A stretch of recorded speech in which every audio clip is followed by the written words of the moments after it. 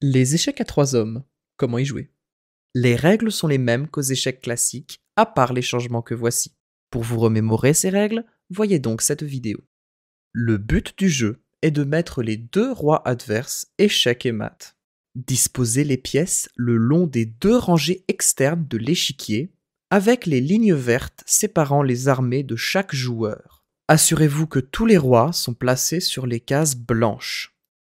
Les blancs commencent, puis le jeu se poursuit dans le sens horaire, avec les gris suivis des noirs. Le centre de l'échiquier peut seulement être traversé, ce n'est pas une case pouvant être occupée. Les pièces se déplacent de l'autre côté du centre, le traversant en ligne droite. Les cases adjacentes verticalement, à travers le centre, maintiennent la même couleur. Le cavalier restera lui aussi sur la même couleur s'il franchit le centre.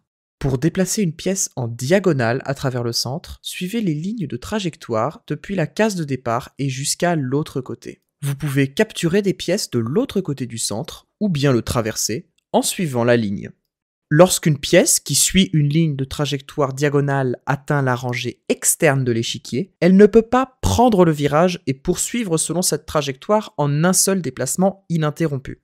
Elle devra attendre jusqu'à son prochain tour avant de pouvoir reprendre sa course. Les pièces peuvent se déplacer verticalement à travers les cases et le centre, ou horizontalement autour de l'échiquier sur une même rangée. En traversant le centre, le cavalier ne suit pas les lignes de trajectoire.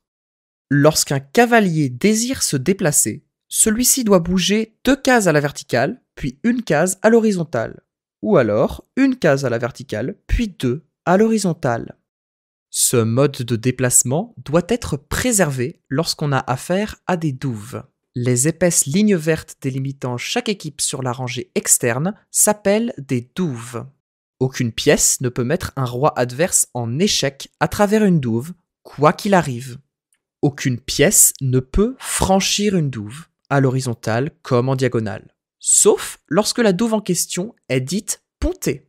Une pièce peut momentanément ponter une douve si son déplacement à travers elle n'a pour effet immédiat ni la capture d'une pièce, ni la mise en échec d'un roi adverse. Toutefois, si un joueur est éliminé, alors ces 2 douves sont pontées définitivement, et pour toutes les pièces. De plus, une fois qu'un joueur toujours en lice a libéré sa rangée externe de toutes les pièces de sa couleur, même s'il les ramène ultérieurement, alors ces douves sont également pontées de façon permanente. Si l'un des déplacements d'un cavalier l'emmènerait horizontalement à travers une douve, mais sans possibilité de pontage, alors le déplacement en question est illégal et ne pourra pas avoir lieu. Les lignes vertes plus fines en amont des douves et qui s'étendent sur 2 cases sont appelées des ruisseaux. Les pions ne peuvent pas capturer à travers un ruisseau situé de leur côté de l'échiquier. Ils doivent d'abord avancer sur la case au-delà du bout du ruisseau, sur la 4e rangée depuis l'extérieur, avant de pouvoir capturer dans cette direction. Une fois le centre franchi, les pions ne se préoccupent plus des ruisseaux. Le statut mat d'un joueur n'est officiel qu'à son tour de jeu, sauf si son roi est capturé. Si la situation d'un roi est si malencontreuse que le coup du joueur d'après offre un échec à celui qui suit, alors ce dernier joueur peut choisir de prendre le roi s'il le désire. Ce faisant, le propriétaire du roi est alors déclaré mat. Lorsqu'un joueur est mat, il est éliminé de la partie, mais toutes ses pièces demeurent sur l'échiquier. Ces pièces ne se déplacent pas, elles ne peuvent pas provoquer d'échec, et vous ne pouvez pas les traverser avec l'une de vos pièces. Si vous souhaitez aller sur une case qui est occupée par la pièce d'un joueur éliminé, vous devez capturer celle-ci.